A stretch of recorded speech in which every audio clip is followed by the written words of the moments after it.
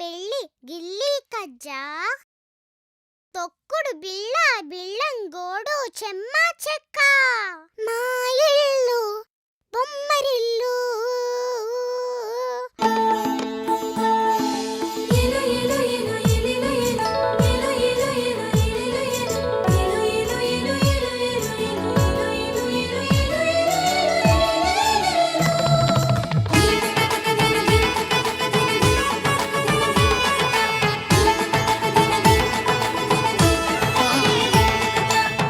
జలరాలే చినుకుల్లో మిలమిలలాడే తడుకుల్లో జలరాలే చినుకుల్లో మిలమిలలాడే తడుకుల్లో చిరు చిరు మెరుపుల హరివిల్లు ఆనందాల పొదరిల్లు చిరు చిరు మెరుపుల హరివిల్లు ఆనందాల పొదరిల్లు మా ఇల్లు బొమ్మరిల్లు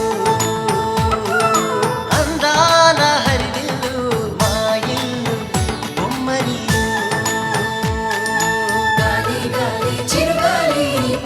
పైరుల ఊపాలి ఉల్లాసంగా వేయాలి కిలకిల నవ్వుతూ పాడాలి తనుకుతాం తనుకుతాం తనుకుతాం తనుకుతాం ఏవేవో ఊహలు నాలో అలలాగానే తూగి ఏవేవో ఆశలు నాలో కలలాగానే ఊగి ఆలాపం ఏదైనా ఆనందంలో లోన సాగేను ఈ హాయి ఒక పాటనా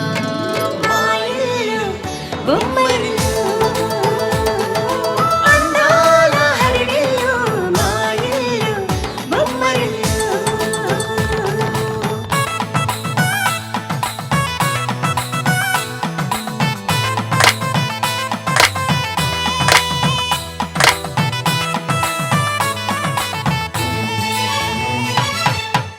తనుకుతాం తనుకుతాం తనుకుతాం సరదాగానే వీచే చిన్నారి కిన్నెరసాని పయనాలేమో చూసి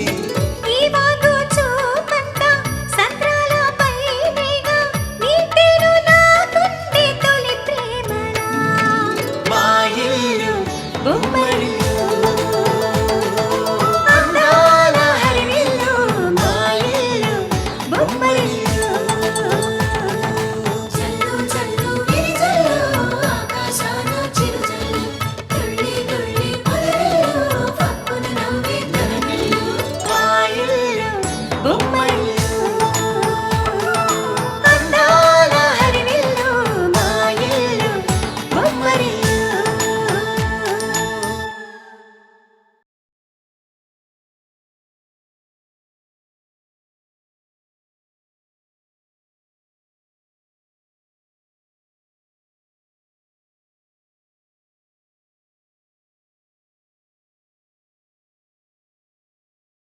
మీ అమ్మ స్థానాన్ని భర్తీ చేయటానికి మీ పిన్ని స్థాయి సరిపోదమ్మా.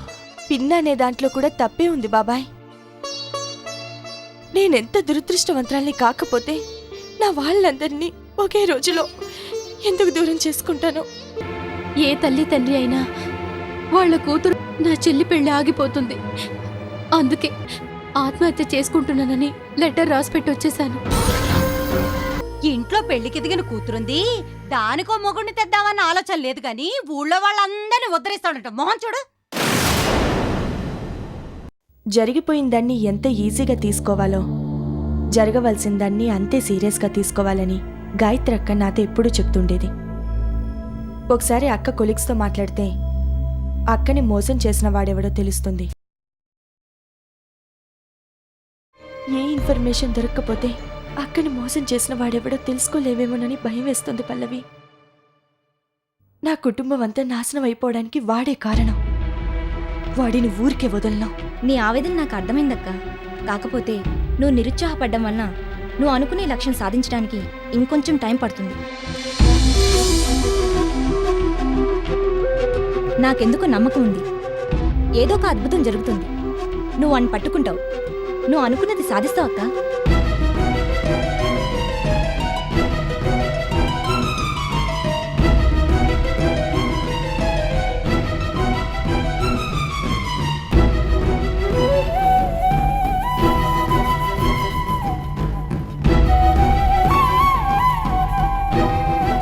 పల్లవి, ఏంటక్కా? వెళ్ళే దారిలో ఏదైనా గుడుంటే ఆపవా? కాసేపు కూర్చుంటే మనశ్శాంతైనా ఉంటుంది. అలాగే అక్క.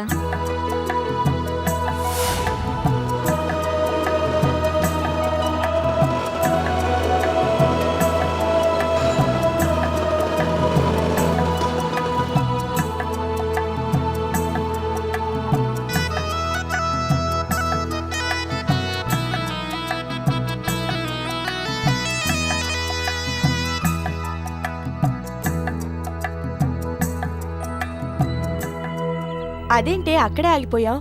నాకు దేవుడంటే పెద్ద నమ్మకం లేదక్కా. నువ్వు వెళ్ళు, నేను వెయిట్ చేస్తుంటాను. సరే, నీ ఇష్టం.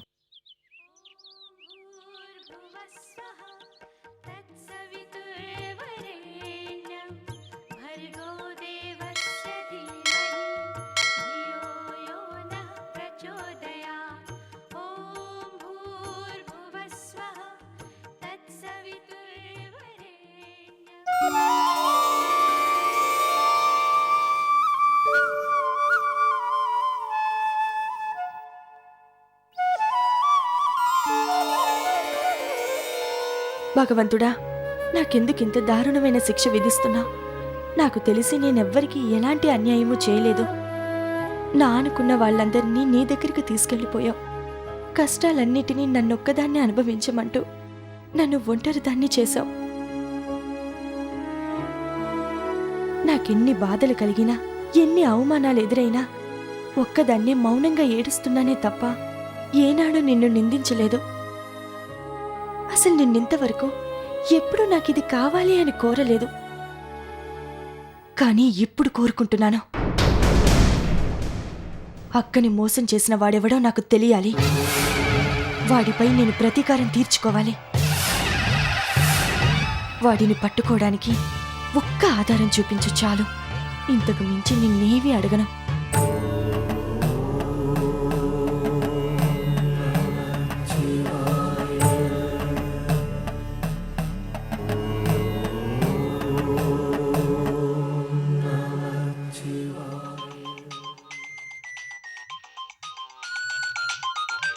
హలో. హలో, భార్గవి గారండి? కాదు, తన సిస్టర్ పల్లవిని. చెప్పండి. నా పేరు శ్రావణి, గాయత్రి ఫ్రెండ్ని.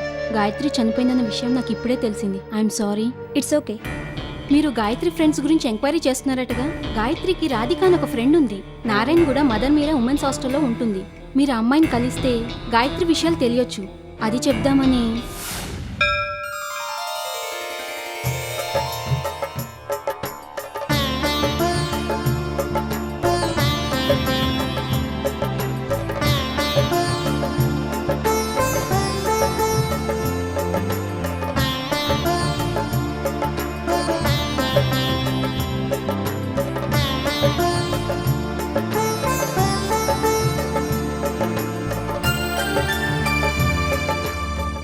ఏం జరిగిందే? చెప్పానుగా, ఒక అద్భుతం జరుగుతుందని. అద్భుతమా?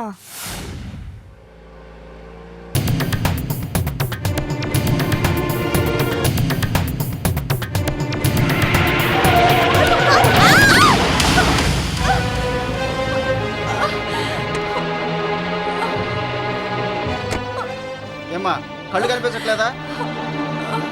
హార్న్ కొడుతున్నా కూడా స్ట్రైట్కి వచ్చి గుద్దేశారు. అసలు మీకు డ్రైవింగ్ వచ్చా? అసలు మిమ్మల్ని ఏంటి మమ్మల్ని అంటున్నావు? రాంగ్ రూట్లో వచ్చింది నువ్వా నేనా?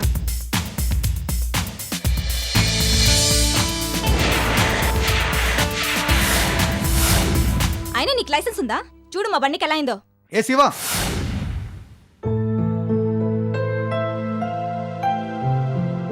శివా నువ్వు వెళ్ళు. సారీ అండి. Are you okay? దెబ్బలేమైనా తగిలాయా? సారీ అండి. ఒక్క నిమిషం జాగ్రత్తగా ఉండుంటే ఈ యాక్సిడెంట్ జరిగేది కాదు. జీవితంలో ఏ డిసిషన్ తీసుకునే ముందైనా ఒక్క నిమిషం ఆగి ఆలోచిస్తే ఫ్యూచర్లో రిపెంట్ కావాల్సిన అవసరం ఉండదు. యాక్చువల్గా మేము చాలా ఇంపార్టెంట్ పని మీద వెళ్తున్నాం సార్. అందుకే. లైఫ్లో ఎంత ఇంపార్టెంట్ పని అయినా అది లైఫ్ కంటే ఇంపార్టెంట్ కాదు. మనం జీవితంలో ఏది సాధించాలనుకున్నా జీవించి ఉండడం ముఖ్యం. ఏంటి క్లాస్ తీసుకుంటున్నా అనుకుంటున్నారా? అబ్బే లేదండి, మీరు మాట్లాడుతుంటే అచ్చం మా అక్క మాట్లాడుతున్నట్టే ఉంది. అవునా? That's nice. అవును, మీరు ఎక్కడికో పని మీద వెళ్తున్నట్లున్నారు. I wish you all the best. Thanks అండి. మా ఇల్లు బొమ్మరిల్లు.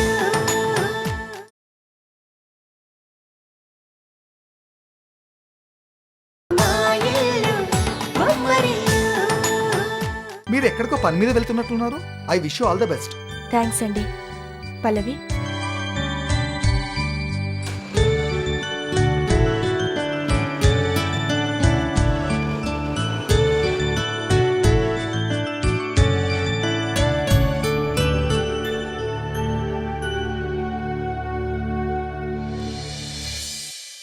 నేను గాయత్రి కొలీగ్స్ అన్న మాటే కానీ తన పర్సనల్ విషయాలేవి నాకు తెలియవు. ఇన్ఫాక్ట్ తను చెప్పడానికి ఇష్టపడేది కాదు. అంతెందుకు, ఇప్పటిదాకా తనకొక చెల్లుందన్న విషయం కూడా నాకు తెలీదు. కాకపోతే గాయత్రిని చాలాసార్లు ఒక అతనితో చూశాను. అతని పేరేంటి?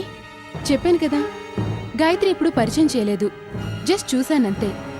లాస్ట్ మినిట్లో తనకి పెళ్లి సెటిల్ అయిందని చెప్పింది. ఆ అబ్బాయితోనే అనుకున్నాను. మీరు చెప్పాక విషయం తెలిసి నాకు షాకింగ్గానే ఉంది. I'm sorry. It's okay. అక్కకి సంబంధించిన వస్తువులు ఇక్కడేమన్నా ఉన్నాయా? తెలీదు. ఎందుకైనా మంచిది తన రూమ్మేట్ శిరీష్ని అడుగుదాం పదండి.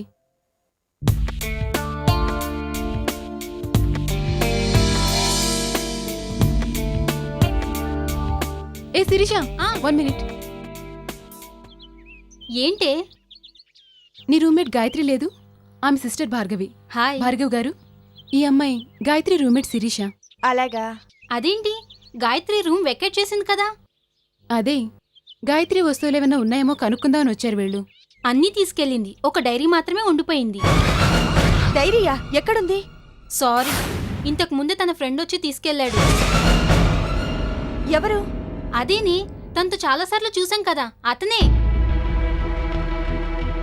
డెఫినెట్ గా గాయత్రి అక్కడ మోసం చేసినవాడు అతనే అయి ఉంటాడు. లేకపోతే ఆ డైరీ కోసం మనం వస్తున్నట్టు తెలుసుకొని ఆ డైరీ మనకు దొరకకుండా చేయాల్సిన అవసరం ఎవరికుంటుంది? అతని పేరు, అడ్రస్ ఏమన్నా? సారీ అండి, వస్తాను.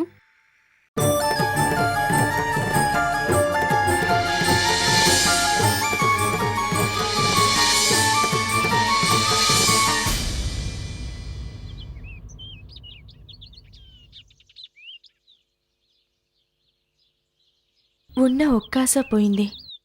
అసలు ఆ డైరీ తీసుకెళ్లిన వాడు ఇంత పెద్ద సిటీలో ఎక్కడుంటాడో, ఏం చేస్తుంటాడో?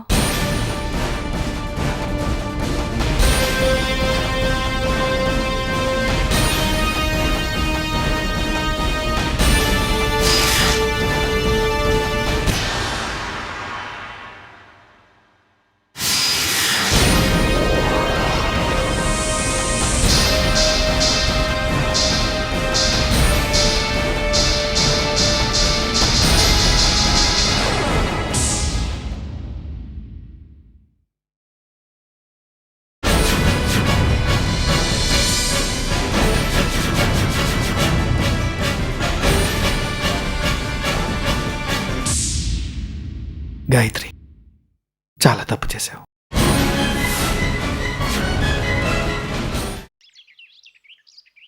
కూరగాయలమ్మా, కూరగాయలు, వంకాయలు, టమాటాలు, బెండకాయలు, దొండకాయలు. ఇదిగో కూరగాయలమ్మాయి, ఆగు. తొందరగా రండమ్మా.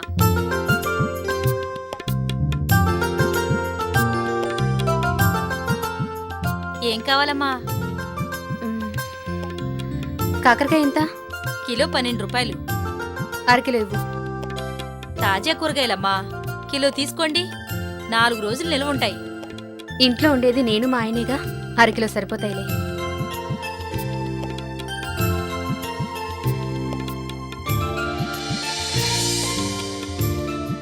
ఈ కాలనీలో ఇంతకు ముందు ఎప్పుడూ చూడలేదు, కొత్తగా వచ్చారా?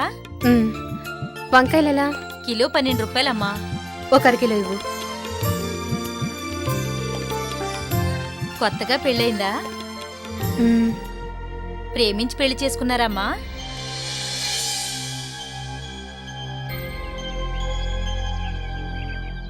కొత్తగా పెళ్ళయిందన్నారు, ఇంట్లో చూస్తే ఎవరూ లేరు. ఎవరికీ తెలియకుండా ప్రేమించి పెళ్లి చేసుకున్నారా?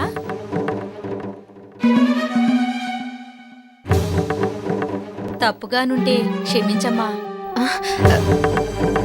పర్వాలేదు, నువ్వు అనుకున్నట్టు మేం ప్రేమించే పెళ్లి చేసుకున్నాం. ఆ,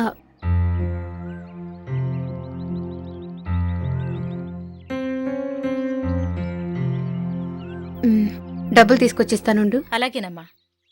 ఏమే రత్తాలు, ఎవరి ఈ అమ్మాయి? కొత్తగా ఇంట్లోకొచ్చిందా? ఏమైనా కూపిల్లాగావా? ఏముంది, పాత కథే. ఇంట్లో వాళ్ళకి చెప్పా పెట్టకుండా ఈ ముద్రష్టపోండి నమ్మి బయటకొచ్చేసినట్టుంది. ఈ 2 రోజులుంచుకుని బయటికి గింటేస్తాడో. నచ్చిన అమ్మాయిని మాయమాటలు చెప్పి పెళ్లి చేసుకోవడం, మోజు తీరాక వదిలేయటం వీడికి అలవాటేగా. మంచోళ్ళందర్నీ తీసుకెళ్తాడా భగవంతుడు, ఇలాంటోళ్ళు మాత్రం వదిలేస్తాడు. ఈ ఆడాళ్ళందరూ ఉసురు పోసుకుని నాశనం అయిపోతాడు. వీడిని ఆడిపోసుకొని ఏం లాభం? అసలు ఇలాంటి వాళ్ళని ఈ కాలనీలో ఉంచిన వాళ్ళని అనాలి.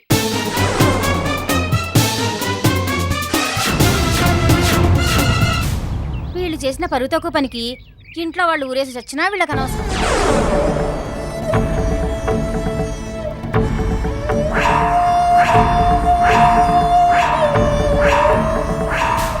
కన్నవాళ్ళు ఎంతగా బాధపడతారో కూడా ఆలోచించరు.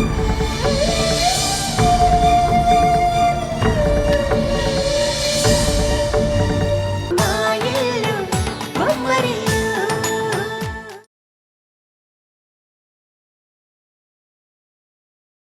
మా ఇల్లు బొమ్మరిల్లు. కన్నవాళ్ళు ఎంతగా బాధపడతారో కూడా ఆలోచించరు.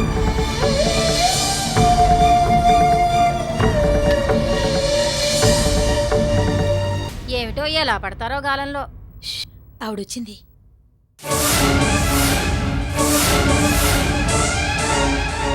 ఏమిటే రత్తాలు, రోజుకో రేటు చెప్తున్నావు.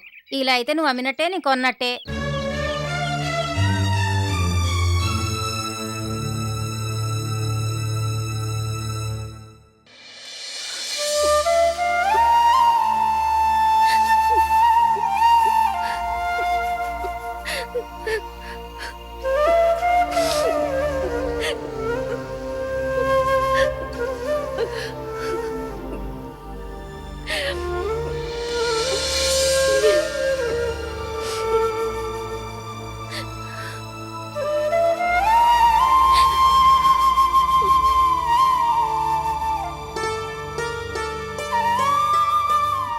గాయత్రి, ఏమైంది? ఎందుకు ఏడుస్తున్నావు?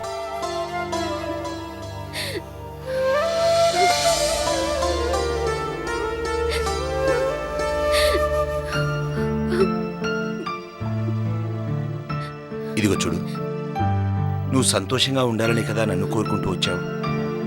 ఇంకా నువ్వు దేనికోసం బాధపడుతున్నావు? నువ్వు నా దగ్గర సంతోషంగా లేవా? చెప్పు గాయత్రి. నేను సంతోషంగానే ఉన్నానండి, కానీ నా సంతోషం కోసం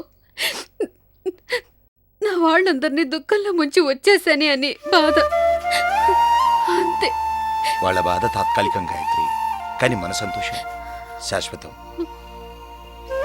కన్న కూతురు తమకిష్టం లేకుండా పెళ్లి చేసుకుని వెళ్ళిపోయిందంటే ఏ తల్లిదండ్రులైనా బాధపడతారు, కొన్నాళ్లకు మర్చిపోతారు, చివరికి చేరదీసుకుంటారు.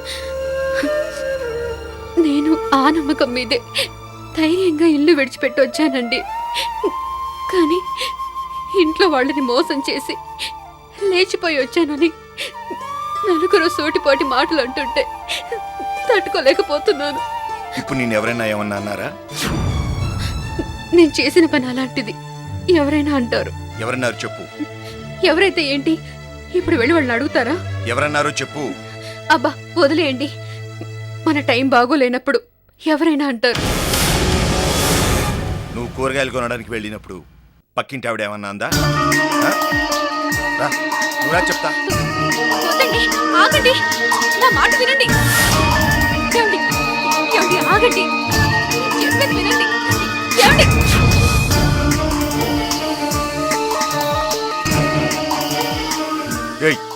ఎవతే ఎవతే ఇక్కడ ఎవరో మా ఆవిడ గురించి ఏదో కూసిందట. ఏమండి, చెప్పండి. ఏంటయ్యా మర్యాద లేకుండా మాట్లాడుతున్నావు? నీకు మర్యాద ఇచ్చేదేంటి? శుభ్రంగా మొగుళ్లతో కాపురాలు చేసుకోకుండా చుట్టుపక్కల విషయాలు మీకెందుకు? ఏంటి నోటుకొచ్చినట్టు మాట్లాడుతున్నావు? నీ గురించి మాట్లాడటం తప్పితే మాకింకేం పని లేదనుకున్నావా? ఏం పని ఉందా నీకు? మొగుడు ఆఫీస్కి వెళ్ళగానే మోటార్ బిగించేవాడు ఎప్పుడు వస్తాడా అని ఎదురు చూడడమేగా.